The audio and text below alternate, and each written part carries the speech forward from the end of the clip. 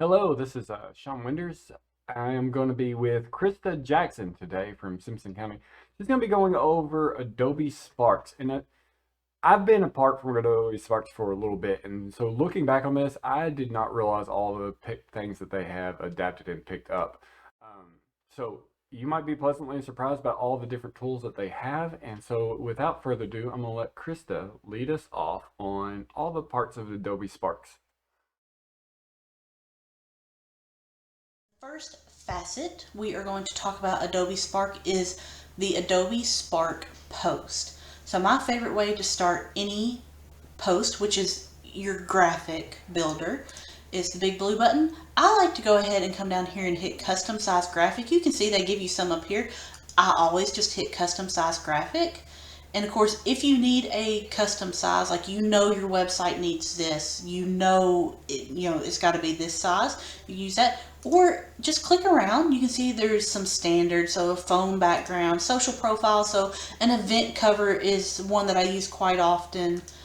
Print letter, if you're doing 8.5 by 11, you want something to print out, you can do that. Social post, I use the Facebook post because it fits great on our website and it also looks great on Facebook, so I use that one a lot.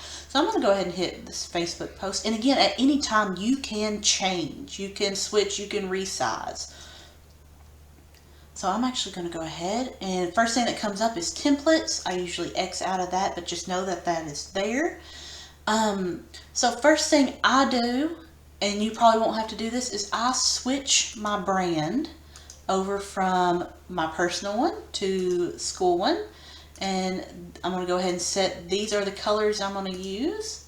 So first thing I like to do is work on my background. So just by clicking on an object, you're going to get the edit screen that comes up right here. I'm going to go ahead and hit choose image. I want a picture as my background.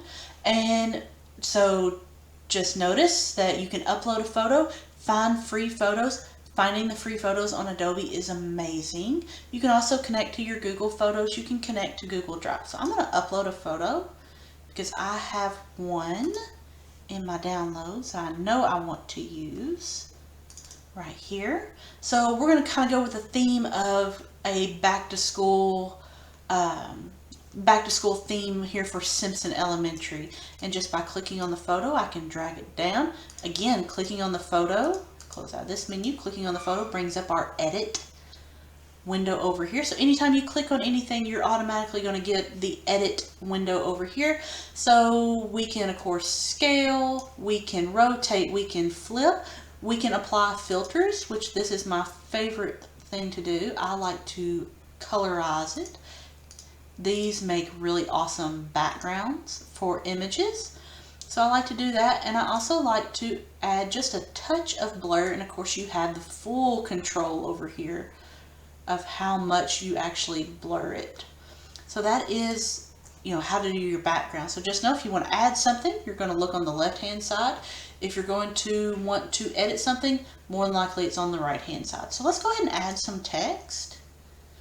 And we're going to add, again, it gives you all kinds of ones that you could use and just click to edit. So double click to edit. We are going to go ahead and do back to school 2021, 2022. And I'm going to change this font color by clicking here. I'm going to change it to white. And close out of that menu, get it out of the way. So going on down, here's your text color. Here's how you change your font size. How do you want it aligned if you're dealing with a large amount of text? This one right here is super neat. You can actually do a semicircle. You can do it the other way. You can do a magic, which is super neat to me. I use this one quite often. But the one we're going to do here, I'm going to do the full circle. I think it's super nice looking for what we're going to be using it for. So I'm going to go ahead and center that up on the page.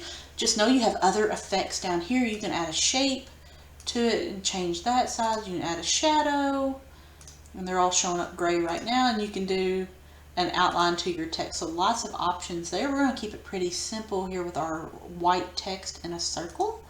So I'm going to go over here and just want you to notice icons are super neat. So let's just do school and see what we get. So we're going to see all kinds of, school images, icons. Just know these are vector images, which means they can get as big or as small as you want and they won't pixelate. So let's go ahead and drop that one in the center. And if I wanted to, I could make it gray, or I could make it our dark navy blue. I'm going to keep it gray. And then also, because we switched brands, if I hit logos, I can actually have a bank of logos that I use for our school. So we're going to work on Simpson Elementary. So here is their logo. So if I wanted to use that right there, I could. So let's go ahead. I'm going to delete the icon.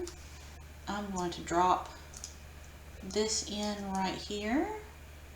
So you can see just by clicking and moving, you can zoom in, zoom out, you can edit. So let's go ahead. I'm going to click this background again, click filters, and I'm going to change this color. So our blue paw print stands out just a little bit more. So we're going to do the gray here. So when I'm happy with it, I have lots of options. I can share. And sharing also sends to Google Drive. That's pretty nice. But 98% of the time I hit download. I'm going to do the PNG and I'm going to start the download. And it goes straight to my computer. So that is the Adobe Spark Post, or the Adobe Spark Graphics, a lot of people call it. And you can see right here, that is the graphic that we downloaded for our back to school for Simpson Elementary. So that is Adobe Spark Post.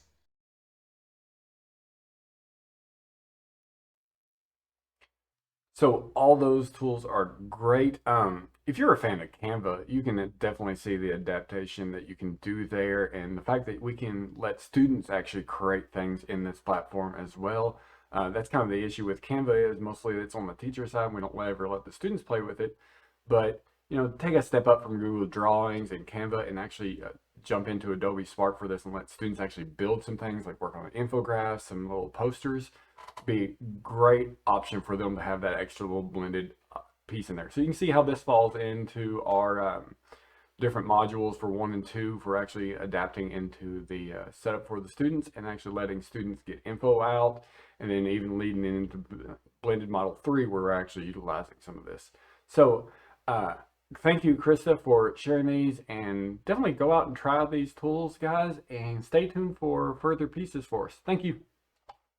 Hey, thank you for tuning in. Be sure to check out some of our additional videos, and don't forget to subscribe, like, and ring the bell so you can keep up to date with all future content. Thank you.